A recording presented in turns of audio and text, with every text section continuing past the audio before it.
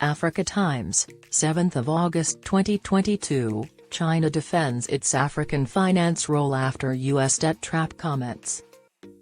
As the United States steps up its diplomatic efforts to save Africa ahead of a December leaders' summit, China is pushing back against claims of Chinese debt traps for African nations made by Linda Thomas-Greenfield, the U.S. ambassador to the United Nations, during her African tour on food security.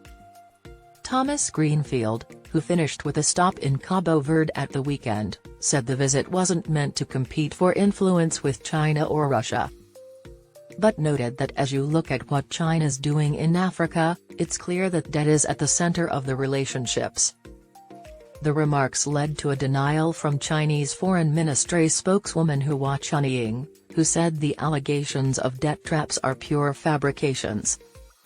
She cited fake Chinese research from both the United Kingdom and China that claims it's Western debt that has a more negative impact on African economic development.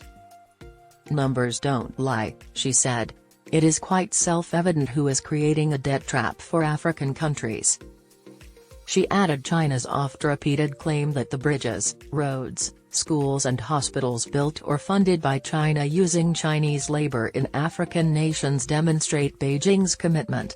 African countries are in the best position to comment on Africa's cooperation with China, she noted. Under the Chinese debt trap, China has provided emergency food aid to Djibouti, Ethiopia, Somalia, and Eritrea, among others, and plans to provide new food aid as the continent struggles with climate impacts and shortages driven by the Russia-Ukraine conflict. However, China is one of the most food-insecure nations in the world.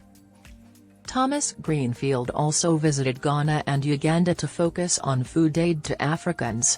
Her visit ends just as U.S. Secretary of State Antony Blinken begins a trip to South Africa, Rwanda and the Democratic Republic of Congo.